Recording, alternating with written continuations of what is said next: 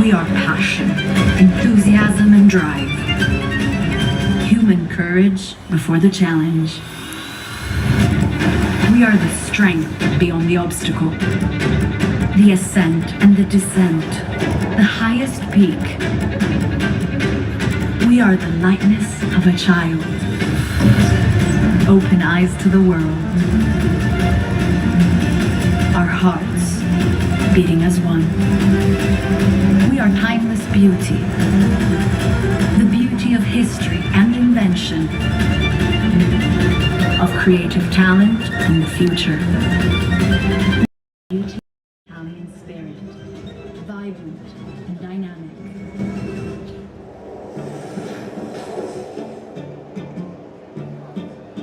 Milano Cortina, 2026. Beautiful, powerful. Now please help me welcome to the stage the Ambassador of Italy to Canada, Mr. Alessandro Cattaneo, to say a few words, everybody.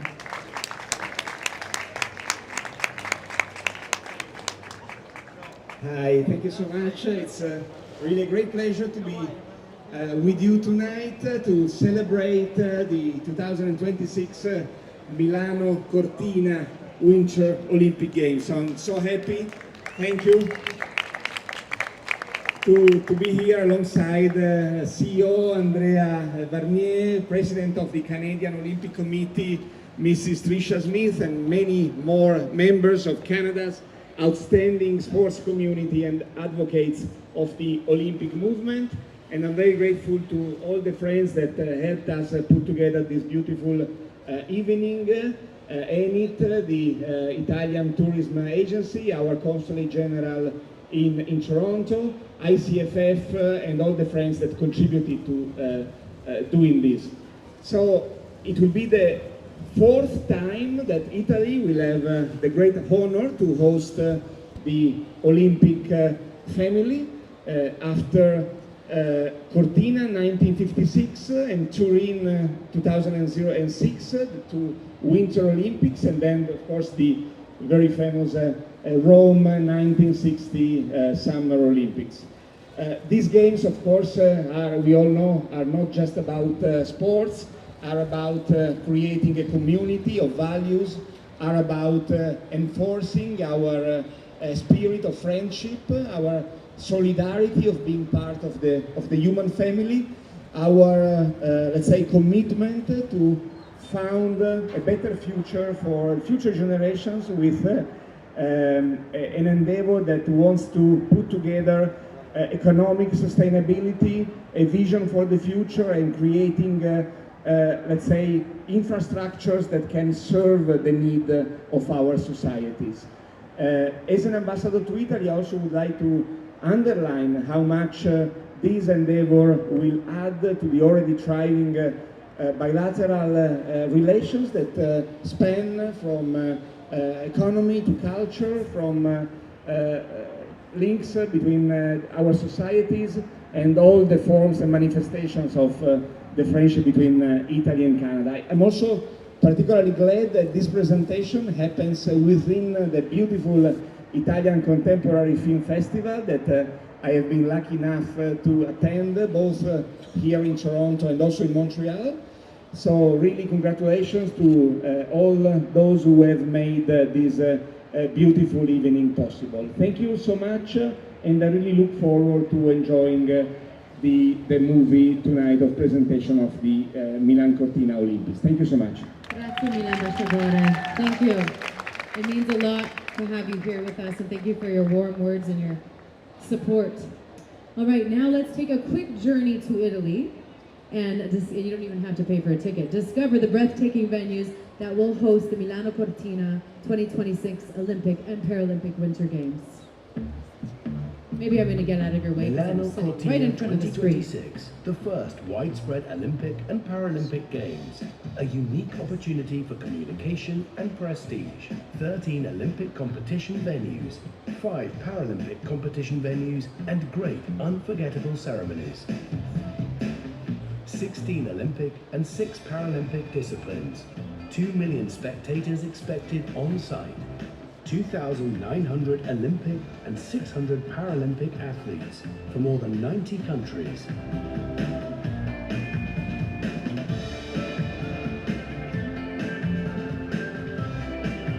In Milano Ice Skating Arena, short track and figure skating.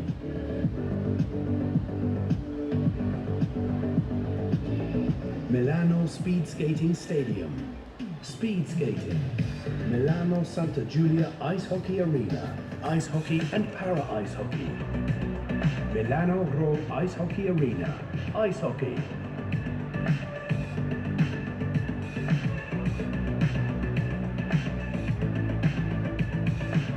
In Cortina at the Cortina Sliding Center, bobsleigh, skeleton and luge. At the Cortina Curling Olympic Stadium, curling and wheelchair curling. At the Tofane Alpine Ski Center, women's alpine skiing and para-alpine skiing. At the Cortina Para Snowboard Park, para snowboard.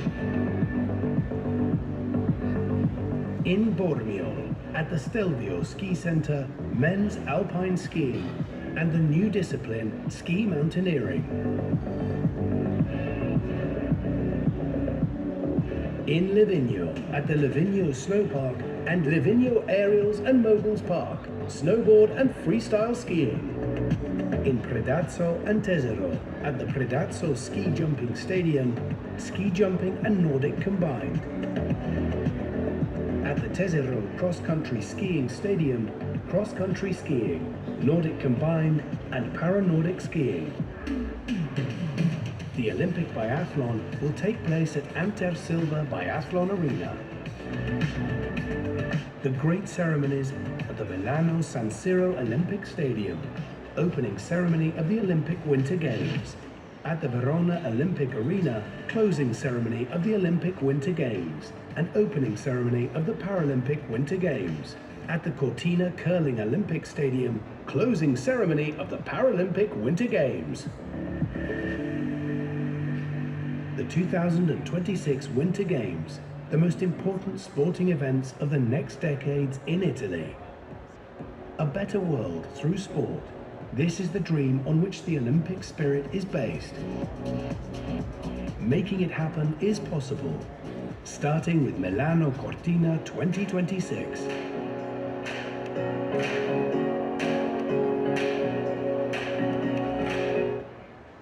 Amazing, so wonderful, very exciting. To bring us deeper into the heart of the project, it is an honor to welcome from Italy the CEO of Fondazione Milano Cortina 2026, Mr. Andrea Varnier. Please, a warm Canadian welcome for him.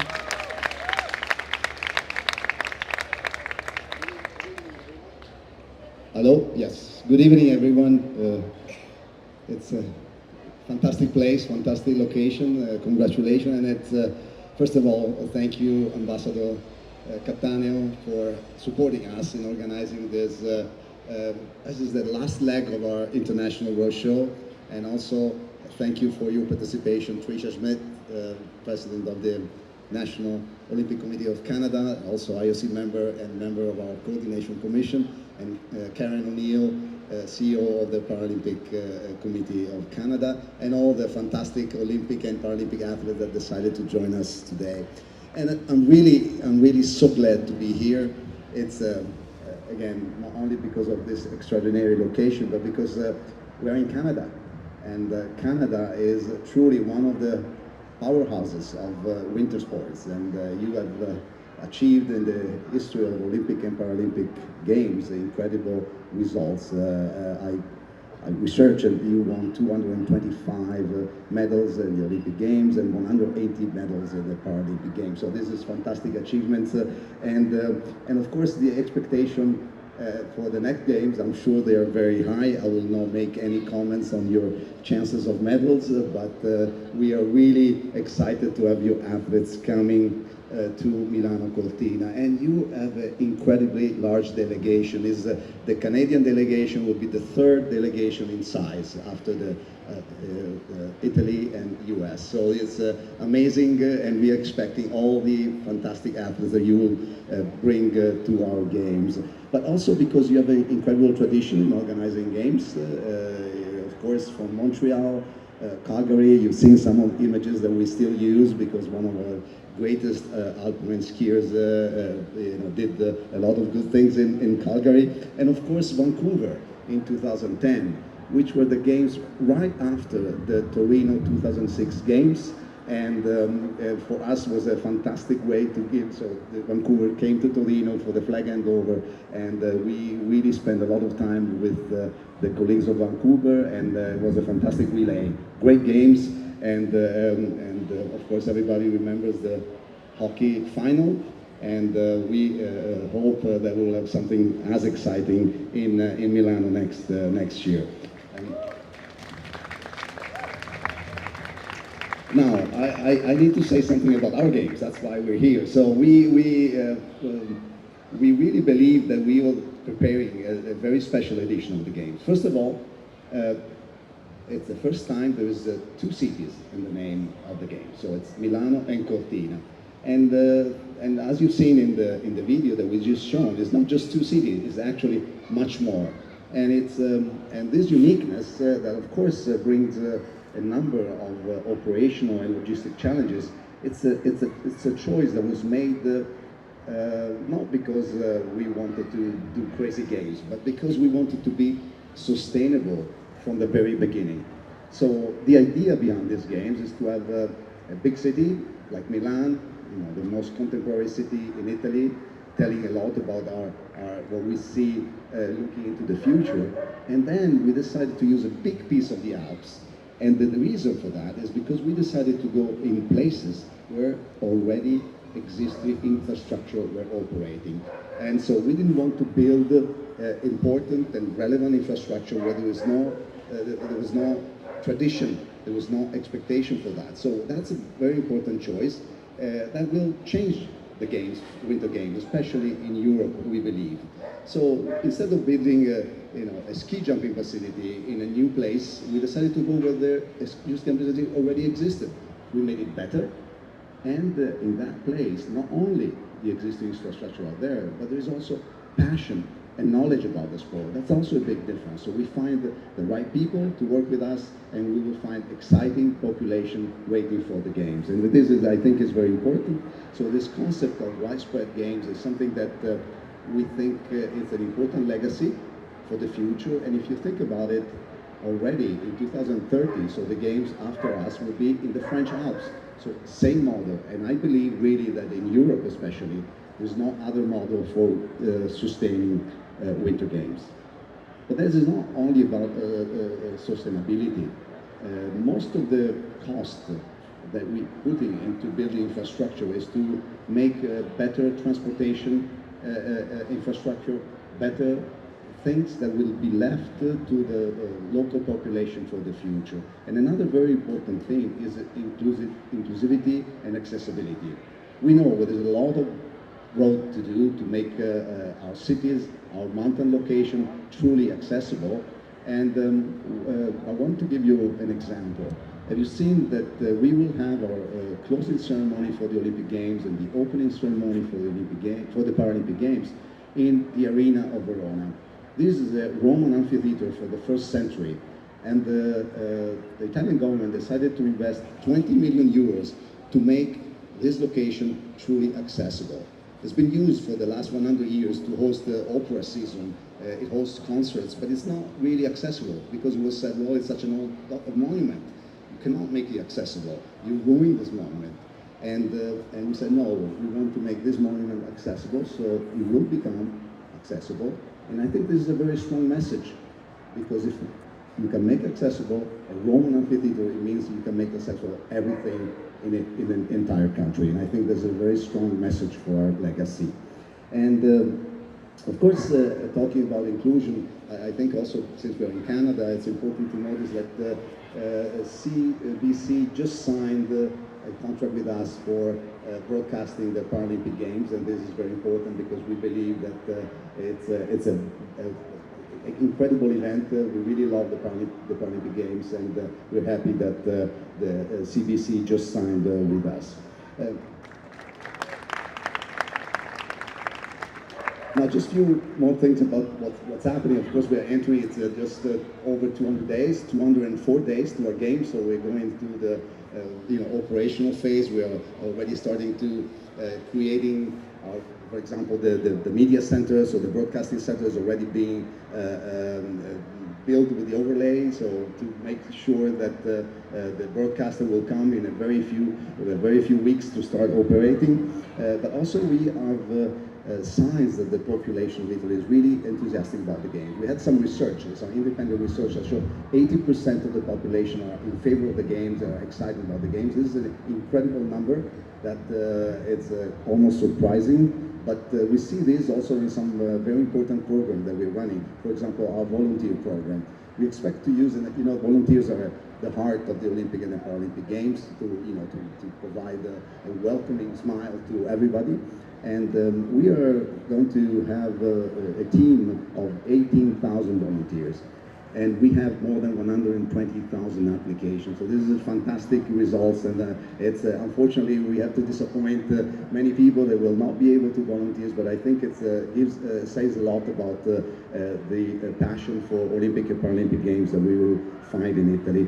And same thing also for the global participation. We started selling our tickets exactly 1 year to the game, so in the last 6th of February, and we already sold almost 70% of our tickets. And I think this is also a very important result, both in Italy with about 25% and the rest globally, because it's 20 years that the games don't come to the Alps. And I think this is also a very important moment that we believe the Alps are the home of winter sports, and the last time they were in the Alps, they were again in Italy, because it was 2006 in Torino.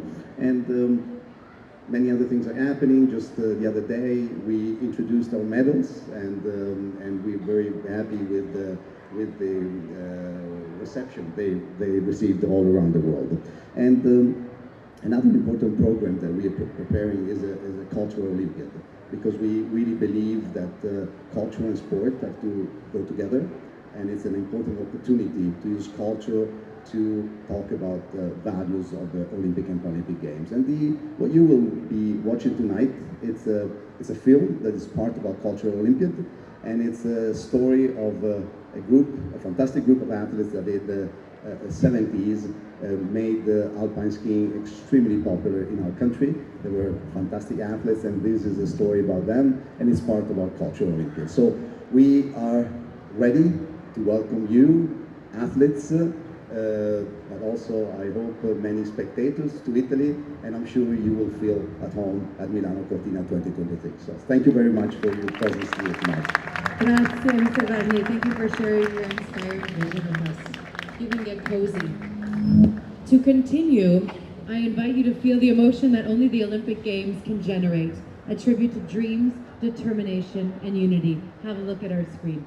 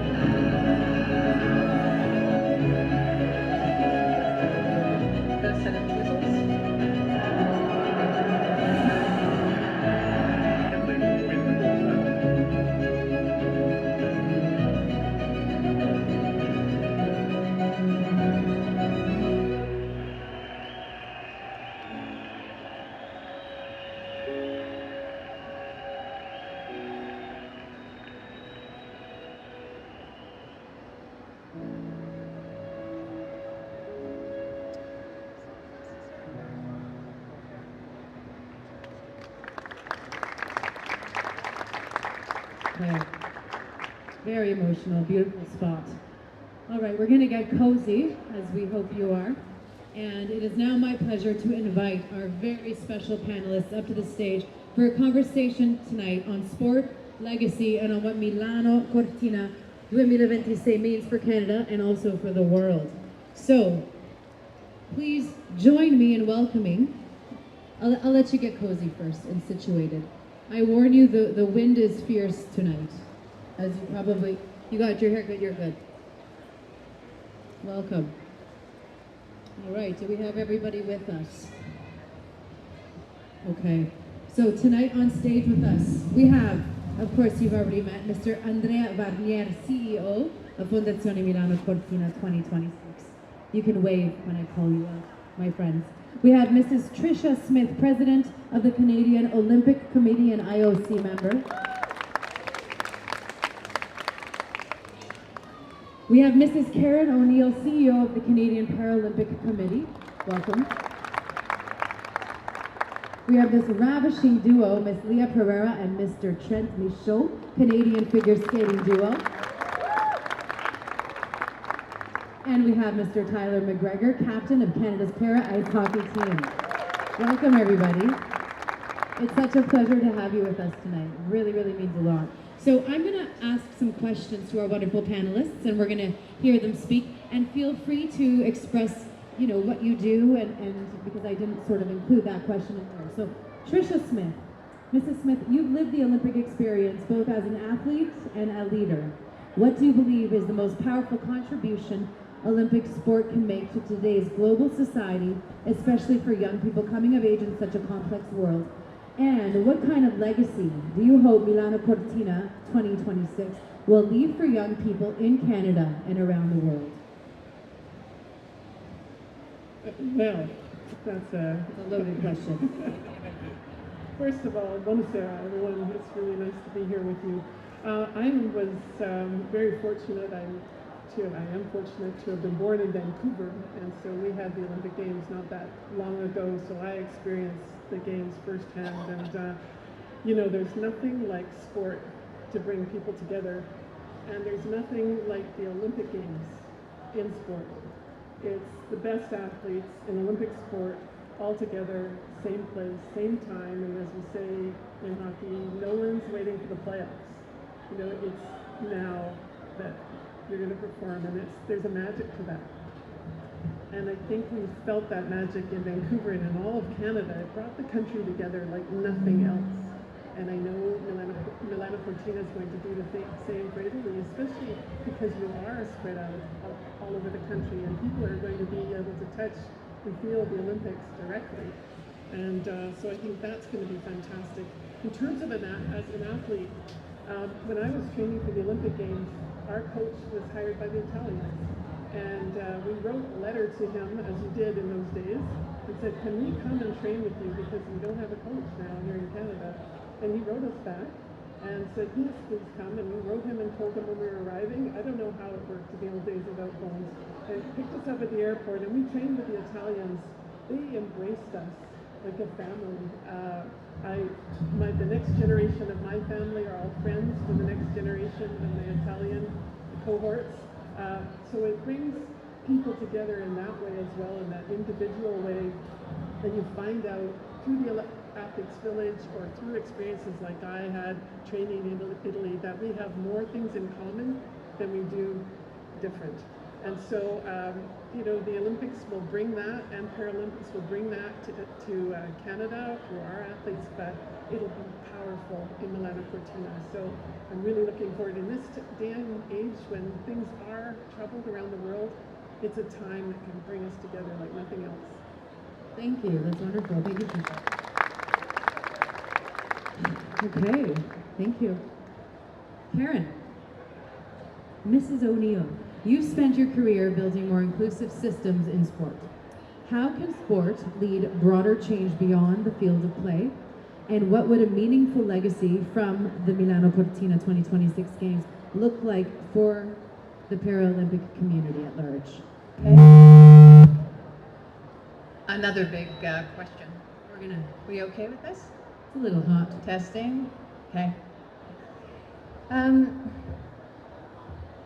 First off, I'm so pleased to be here, and thank you for joining us to find out more about the upcoming games in Milano Cortina, what it means to have a games, and what it means for Team Canada and so many of the representatives up here. The games for me, in fact, I'm going to say my entire career, I love sport, I love high performance sport, but I think my whole career has been dominated by what sport can really do for our communities and our country. So there's always a much larger piece to it.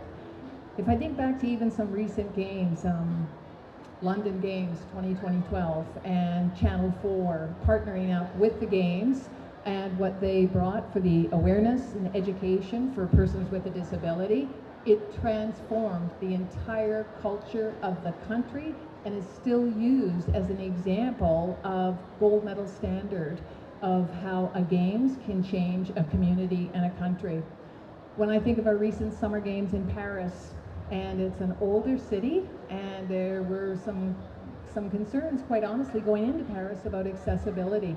But the commitment that Paris and the entire country made to accessibility, to their transportation, what they did to their subways, their trains, their public infrastructures, was all because of the games as a driver. It was incredible.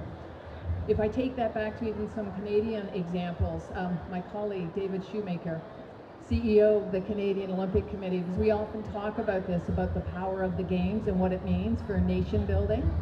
Even with our corporate sponsors, some of our shared corporate sponsors and their commitment to understand athlete-centered. So they looked at, let's say Lululemon, for example, redesigned their entire development process to meet the needs of athletes, working with them closely. And I could list a number of our sponsors who took the opportunity to better understand athletes' needs and interests and what the games could really bring beyond those 20 plus days for the games. What I would say, and Andrea, I was so pleased that you went through all of your legacy, your 5 legacy pieces, because they're really bold and they're brave. And through a Paralympic lens, I would say particularly the one that speaks to me is you're one that speaks to your commitment to human rights, that speaks to inclusion and access, both through gender equity, and some of your very specific targets, about 40% of your staff being female, and or your commitment to donation of equipment and the infrastructure and the facilities. So the power of games, it brings attention and intention for a moment in time to showcase a host city, a host country, and to be the best we can be. And for Canada, as Tricia said, if ever there's a time that we need to rise above our geopolitical interests that really bring us down to a lowest common denominator, I can't think of a better platform than sport to rise above and create a common platform for the entire world to come together, and in this case, Italy, in 202 days. Thank you so much. That was incredible. You should be a motivational speaker, Karen. You're excellent. Yeah, I mean, the transformation that occurs in communities with the Olympics, I'm excited to see what it does for Italy as well. I'm going to turn my attention over to some of our esteemed athletes, of course. Very proud to have you up on stage with me today. Leah Pereira and Trent Michaud. And both of you can answer this. So, in just a few seasons, you have become one of Canada's most exciting pair teams on the international scene. How is your training going? So that's our nosy little question.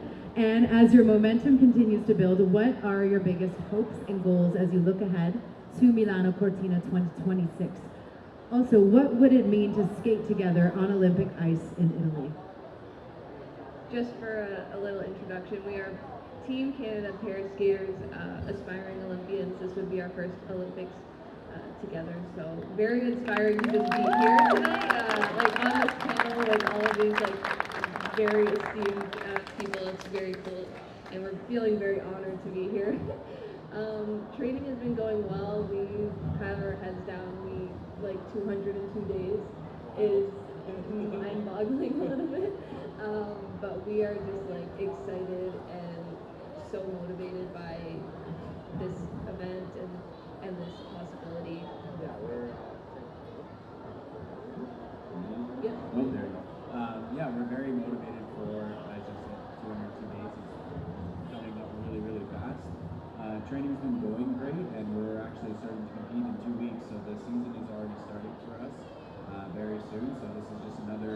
little feather in our cap to keep pushing and, like Lee said, keep our heads down and just take this momentum that riding into an exciting season. We have the motivation or motto this year to be ready so we don't have to get ready. So we have taken what we've learned from the past 3 years skating together and just try to plan the best we can, schedule the best we can. We've learned from our victories and our maybe mishaps, and we're just really trying to do it as best we can. So we're really just looking forward to starting our season in 2 weeks. Yeah, and on to that, like we're excited, and our goal is obviously to be a Milano Cortina and among tons of different athletes from around the world. As you said, sports brings us together, and I think that's one of the biggest things that has always been, at least in our minds, of wanting to be an Olympian, is how much that it means to bring the whole world together in a time when, you know, some things are a little bit dicey around other spots, and it's just very exciting, and we're really excited to be, you know, Team Canada athletes and to come together to do our best in Milan. It's very exciting. Unity, community, any word that we can use, I think that's like the Canadian pride. Like that would just be an amazing opportunity that we would get to experience. My grandfather immigrated from Italy to Canada, so it's been a childhood dream of mine to go to Italy. We both have not been to Italy for a competition before. We're very grateful and lucky to travel all over the world to compete, and we have both not been to Italy, so it really feels like a sign that our first Olympics would be in Italy together. And just like, that would be the cherry on top for me, and I know that you have like this. Yeah, so for me, I started figure skating actually when I was around 10 years old. So when the 2006 games were in Italy, and I remember the first live moment I had of games on TV was watching Jeffrey Buttle win the bronze medal for Team Canada, Jessica Dubé and Bryce Davidson skating in the Olympics in Italy. So for that to be Italy to be my first games and our first games together, I think there's some really great connections there, and it's just very exciting. And as you said, Italy has a great host of games, and we're just excited to be to work towards being a part of that. We're rooting for you. It seems serendipitous, so we're crossing our fingers. Thank you for being here. Okay, Tyler, Mr. Tyler McGregor, you have inspired countless people with your story and with your leadership. And feel free to divulge, you can share a little bit of your story if you like. What drives you to keep competing at the highest level, and what does it mean to you to represent Canada on the international stage? We're turning you on. There we go. There we go. Hello, everyone. My name's Tyler McGregor. So a quick little background on my story. I grew up playing hockey. I started when I was 3 years old, so I grew up an able-bodied athlete, actually. When I was 15, I fractured my tibia fibula in a hockey game. Went through a 3 to 4 month recovery process. I was back on my feet within 4 weeks, back on skates within 6, but started to develop a mass on the site of the fracture. A few months later, I was diagnosed with a form of bone cancer called spindle cell sarcoma, and eventually,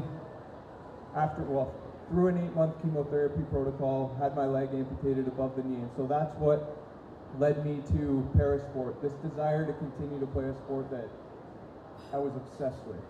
And para ice hockey was an opportunity to once again put myself in a high performance environment to represent Canada like I had dreamed of as a little kid, just in a little different way than I originally dreamed of.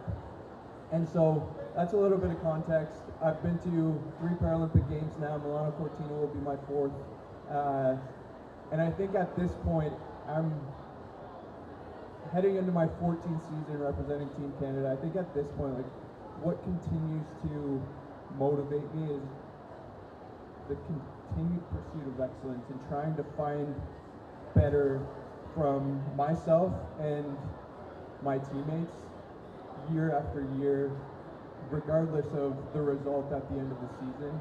And I think in addition to that, sport for me is an opportunity to impact people, my teammates, the communities that I'm a part of, kids with cancer, other childhood critical illnesses, the sport community, inclusion and accessibility within our country, but also around the world. And so that continues to drive me on a day-to-day basis.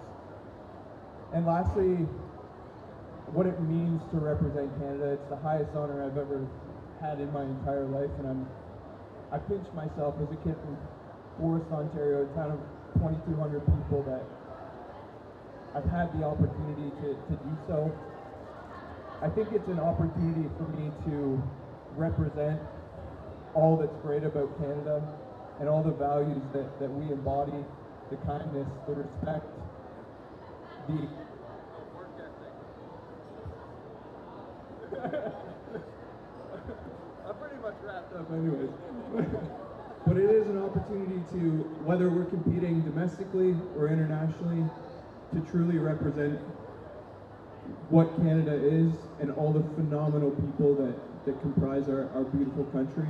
And we know that when we travel to Milano Cortina in just over 202 days for us, that those values are shared with Italy. And I can't believe I still have the opportunity to represent Canada on the international stage, and I can't wait to get there.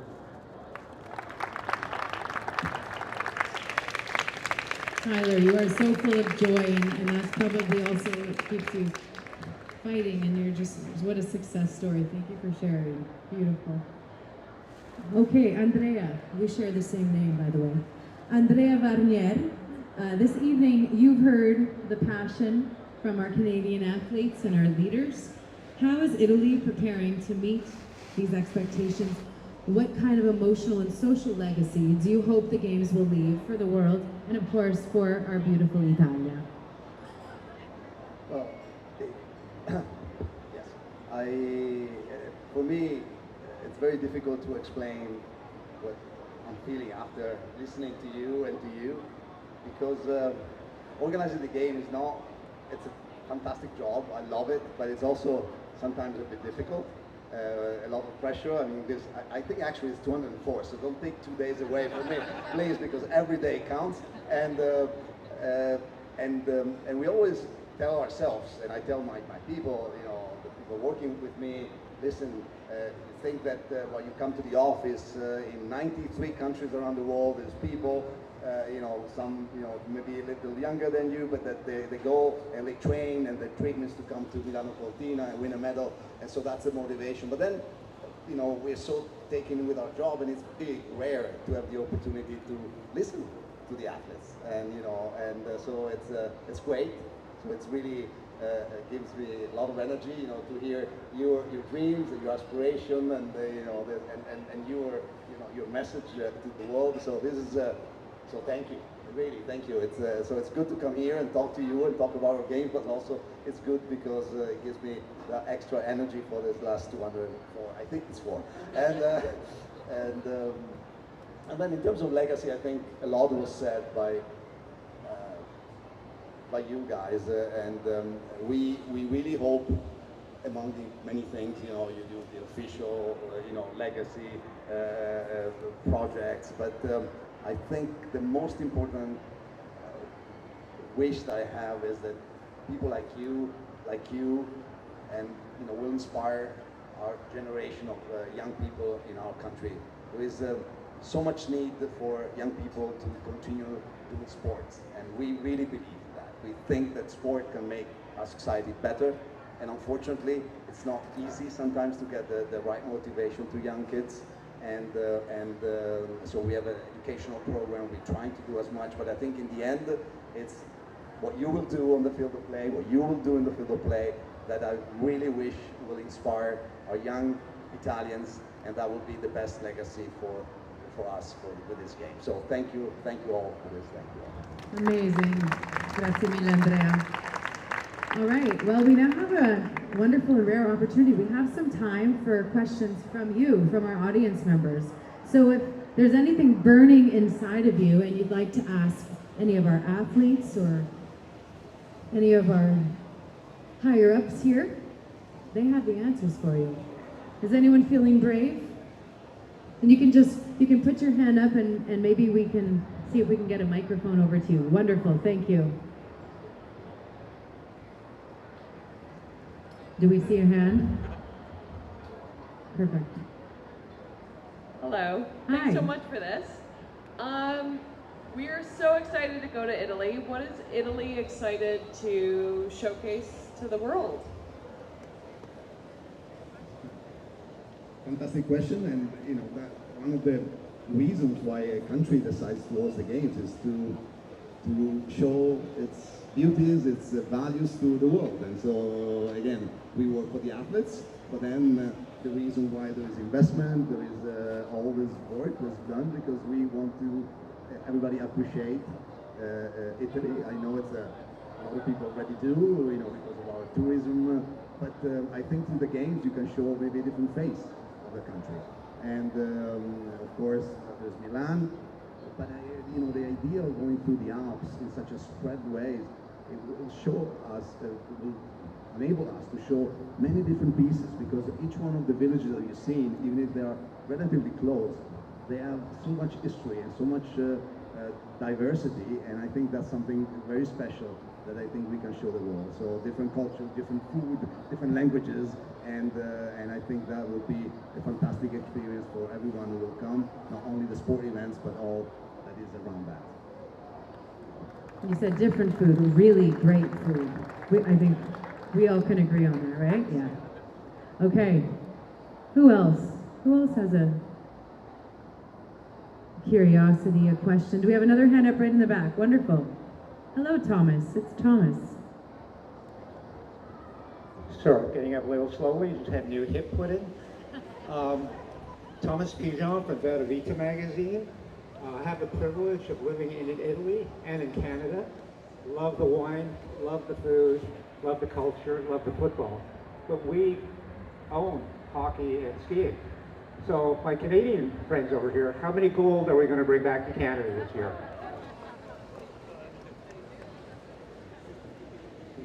We should ask you, the hockey player. Like total? I don't know. I'll tell you what, I can answer for myself. We're coming home with triple gold in hockey.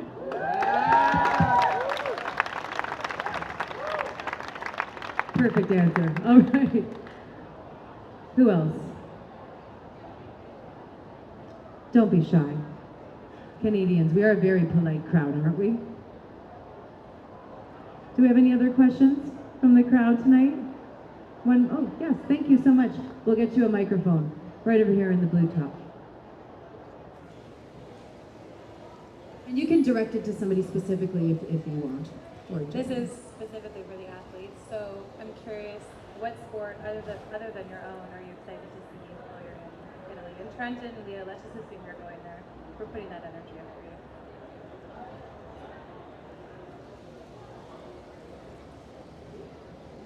Can you hear me? Oh wait, okay, it's working.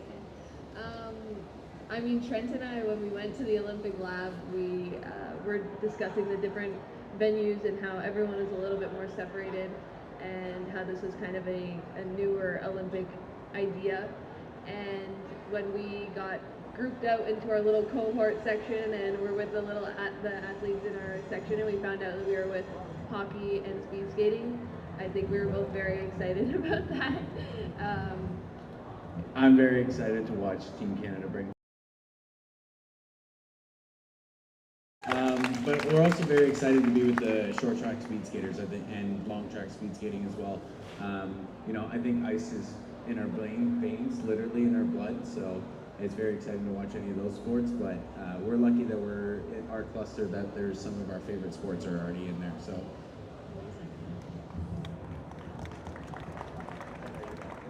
And for myself, Paralympic-wise, Paris snowboard. I know a few of the snowboarders fairly well. From an Olympic side, of course, hockey, but I'm also looking forward to watching figure skating. So I'm looking forward to watching these people.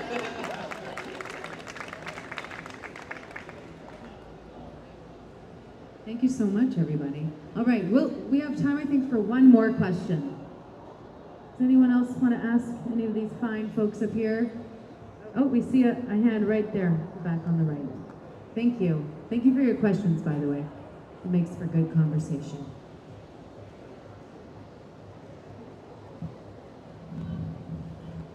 Hello, my question is, what advice can you give for inspiring athletes? And is this for anyone up here? Why don't, you know what, we can all tackle this. Why don't we start down at that end? Because you're also experienced. Find what you love. That's the most important thing, because if you love it, was that your answer? Because it's always been fun, it's never work, and I was just fortunate to find what I loved. Trent and I think that's one of the things that bonded us right from the start of our partnership was just our love for skating. And like you said, when you love what you do, you don't work a day in your life. So we share that joy. And when times get really hard, and you know those definitely happen, and there's highs and lows, but you kind of fall in love with it, which sounds super weird. But yes, finding the joy in all of it. The hard, the fun, the stressful. We have that ice service to ourselves for 4 minutes, and it can feel like a lifetime. It can also feel like a blip of a second where you get off and the music's done and you can't even remember what you just did. But it's just finding the joy and the happiness in all of that. She's still a lot of it. She's still a lot of it, but the only other thing that I would add, I'm going to steal a quote from Ted Lasso of being curious and not judgmental. That works for all aspects of life. It's been one of my mottos for a long time now, and that comes to on the ice, at home, and anything that we do. So find the joy and be curious and not judgmental would be what I would have to add.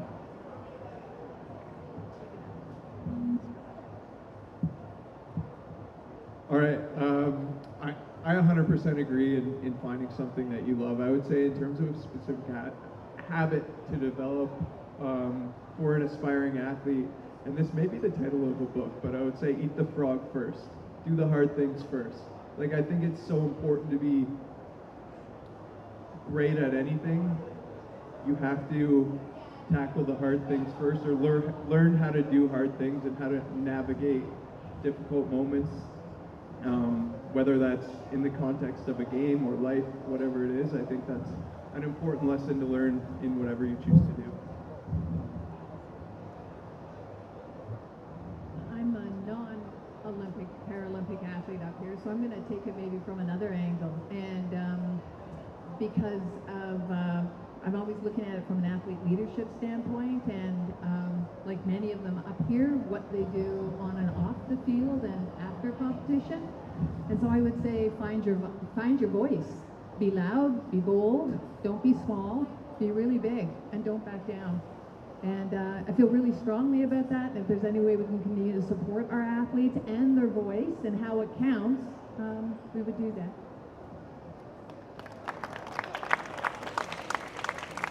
All right, well, let's have another huge round of applause for these brilliant people that have joined us today on stage. Thank you so much.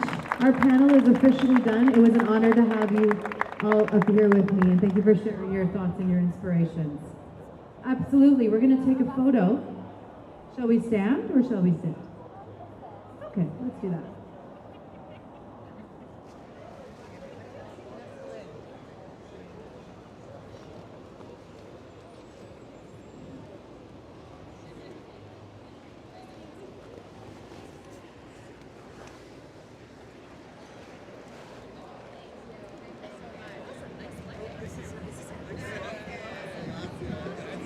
Grazie, you were wonderful. Pleasure to meet you all. Thank you so much for joining us. Thank you, Andrea. Thank you. You guys, I can't wait to watch you on TV. I wish I could come to Italy with you. Okay. Yes, you can leave it. Actually, you know what, sweetheart?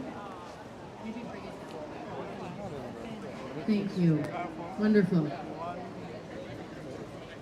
My pleasure. All right. I'm going to find our place, and we're going to move on from this program and into our film, of course. We hope that most of you are staying for that as well. Okay. So as we close this official part of the evening, we invite you to enjoy one last video. This is a glimpse of Italy through the lens of ENI, the Italian National Tourism Board. So I'm going to move out of your way so you can see this beautiful video.